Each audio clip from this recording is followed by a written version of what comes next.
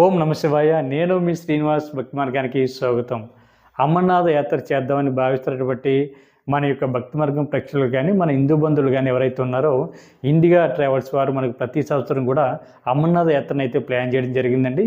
ఈ సంవత్సరం మనకి 10వ తారీఖున జూలై నెల 2024న విజయవాడ విశాఖపట్నం నుండి మనకి యాత్రను అయితే ప్లాన్ చేయడం జరిగింది. ఇందులో మనకి 14 రోజులు 18 క్షేత్రాలు అయితే కవర్ అవుతాయండి. ప్యాకేజ్ వచ్చేసి మనకి అంటే స్లీపర్ క్లాస్లో అయితే 35,000, అదేవిధంగా థర్డ్ ఏసీలో అయితే 38,000 ప్యాకేజ్ అయితే ఇవ్వడం జరుగుతుంది.